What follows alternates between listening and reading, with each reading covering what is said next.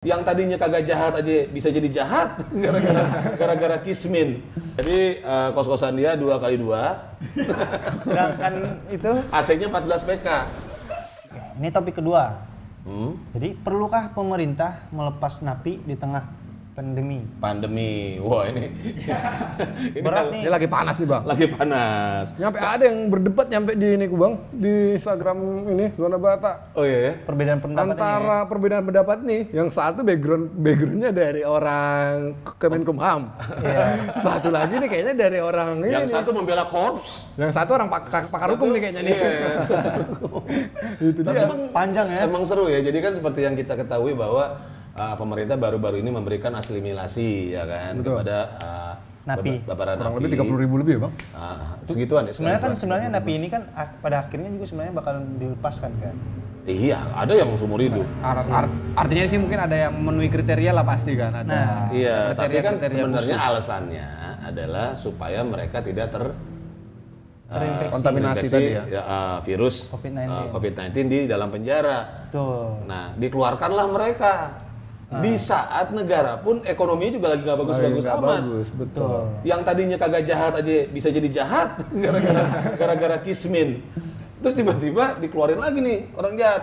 Dan memang terbukti kan, kayak kemarin baru-baru ini di Solo 2 orang. Iya, ada Tangkap beberapa lah. lagi. Napi yang udah baru keluarin berulah lagi gitu. Masukin lagi, mencuri dan lain-lain. Nah ini kalau kata Sony Panggabean, Horas Laesoni Panggabean, setiap kebijakan pemerintah pasti ada pro dan kontra. Dan menurut saya sebagai calon advokat, yang dilakukan pemerintah ini sudah sangat tepat. Sebab mereka yang dibebaskan itu juga manusia, yang selayaknya diberikan kesempatan. Toh yang dibebaskan juga bukan dengan sembarangan. Artinya ada dasar hukum yang mengatur secara jelas. Kemudian jangan karena ada di antara mantan penghuni rutan atau lapas yang kembali melakukan tindak pidana, maka hal ini langsung dianggap blunder oleh sebagian orang. Coba deh belajar hidup fair.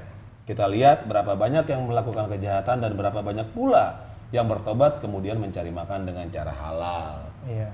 Jadi si Panggabean ini pro sama pemerintah dia. Ya, pro sama keputusannya. Karena memang yang dilepas itu udah sesuai dengan undang-undang. Iya, tapi kan yang dipermasalahkan ini adalah melepas napi di saat pandemi. Iya sih. Yang pandemi ini juga menyebabkan negara kita jadi kismin. Iya kan, udah berapa orang sih sekarang yang di PHK? Wah, udah banyak. Iya kan, yang jobless. Ini nih udah persaingan. Sekarang lu tiap hari nonton berita, kalau nggak Alfamidi lah, Indomaret lah, apa dibobol. Betul. Sekarang ini ngeri cuy. Jadi Nah ini ada Valerina Siantampulon. Kalau kata Siana Tambu Bolon. Baru Tambu Bolon nih kayaknya. Valerina Siana Tambubolon. Kalau kata melepas kurang cocok ya, apalagi karena alasan virus ini. Tetapi lebih tepatnya karantina. Tetapi dalam pengawasan, dia juga bisa kita sebut narapidana dalam pengawasan menurut saya ya nih. Narapidana selama dalam NDP berarti NDP ya. Napi dalam pengawasan NDP. Jadi sebelahnya ODP itu di Tetanggaan ya bang. tetanggaan sama ODP. selama dalam sel penjara masih kurang asosiasi gimana lebih memperbaiki diri dan belum sepenuhnya memberikan efek jerak. Jadi kalau untuk dibebaskan saya rasa kurang pas. Memang betul demi alasan kemanusiaan. Cuman saya rasa ketika mereka dibebaskan, apakah mereka sebaiknya memberikan alasan kemanusiaan untuk di sekitarnya? Jangan akibat pandemi ini malah dia membuat ulah dan keuntungannya sendiri dengan memanfaatkan keadaan ini. Terima kasih. Oke, thank you. Jadi ini termasuk yang tidak setuju ya. Tidak setuju. Ya, kalau Mereka ketika dilepaskan. Next. Sardo Sipahutar _ dari Sardo Sipahutar, lihat dari segi ekonominya setidaknya ada pengeluaran untuk makan mereka sudah berkurang. Nah itu kalau cuma dilihat dari segi keamanan atau semakin tinggi kriminalitas itu salah besar. Karena yang bukan narapidana saja bisa melakukan hal kriminal. Mereka yang dikeluarkan atau menjalani asimilasi juga sudah diperhitungkan matang-matang, bukan sekedar main keluarkan saja. Ini kayaknya orang Kemenkumham nih bang. Ini yang berdebat itu? Ya kayaknya ini yang orang Kemenkumham tadi. Iya, ini anak buahnya si ini ya, Lauli ya. Ya anak buah Pak Menteri lah. Ya, naik gaji gua besok, Laya Sardo. Mungkin ya ini pertimbangan dia tadi, ya itu tadi yang dikeluarkan tadi istilahnya udah diperhitungkan matang-matang tadi. Mudah-mudahan lah ya. Pastilah bang. Tapi faktanya kadang nggak sesuai dengan ini ya. Tadi gua bilang pasti.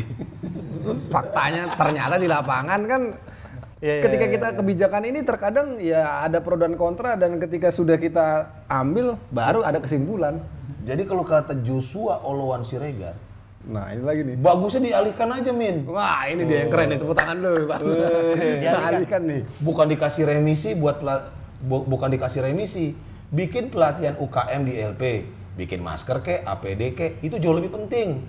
Remisi udah diatur tersendiri dalam undang-undang, jadi nggak usah tambahin lagi seolah-olah menjadi kedok untuk membebaskan rekan sejawat dan separtai.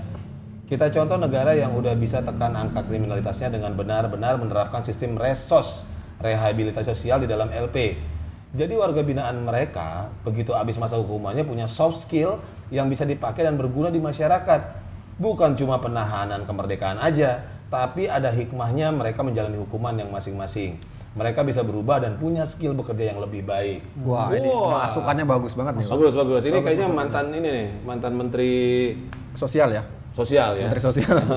Jadi narapidana itu dialihkan ke kayak bikin APD ya maksudnya gitu. Iya, jadi pelatihan ya, pelatihan Daripada dibebasin kayak gitu kan. Mendingan lu bikin UKM di dalam, bikin APD dan lain-lain gitu kan. Kita sendiri disuruh untuk Di rumah jangan aja. keluar rumah, di rumah aja. Iya. Istilahnya gitu, Bang. Mungkin itu maksud pandangan dia tadi. Setuju Iya. sih. Memang ada istilahnya, ada baiknya juga.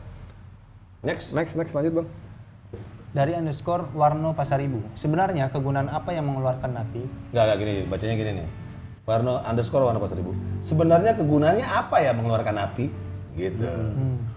Mereka di dalam sel nggak bakalan kena pandemi kok. Nah, ini dia. Kalaupun kena dari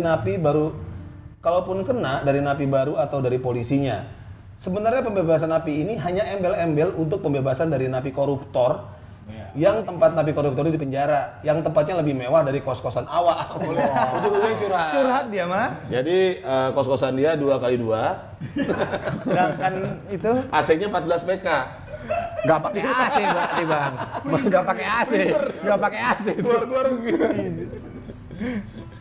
Ya, jadi kalau ada kedongan yang bingung, kenapa sih Batak Bicara malah ngebahas-bahas juga hal-hal yang di luar Batak, ngebahas-bahas adat Batak aja lah. Ya nggak begitu juga. Kita kan juga pengen. Betul, kita ada Batak- kontribusi kita lah. Betul, Untuk kontribusi- bangsa ini ya, betul. Kontribusi orang-orang Batak juga harus ada terhadap bangsa ini. Apa sih isu-isu yang ada sekarang gitu kan? Responnya juga kritis banget ya, Bang ya. Komen-komennya bener-bener calon menteri semua. Oh, calon. Calon semua ini. Rata-rata kan memang orang Batak itu kalau nggak jadi staf menteri, Pasti, jadi Bang. ini kan staf ahli kan? Itu dia kebanggaan kita orang Batak. Betul.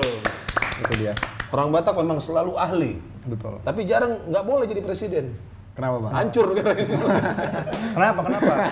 Karena kekerabatan tadi ya, Bang. Iya, nanti Dongat jadi- tubuh, jadi dongat presiden. sauta. Iya kan? Ale-ale lagi kan. Itu dia repot. Jadi presiden yang datang ulah-ulah nggak boleh nolak. Wah, udah kan. Juga ya. Apa tulang di muse? Wah, tulang muse Nggak agak. bisa lah, asimilasi lah. Bere bodo, pamasukkan nah. Itu ya kan susah. Bayangkan ada berapa jenderal-jenderal yang ditolong oleh seorang jenderal. Itu dia. Termasuk. Itu Nah, kan. itu dia lah, nggak bisa kita sebutin lah. Nggak bisa, karena nanti lumayan itu. Lumayan juga. Bahaya.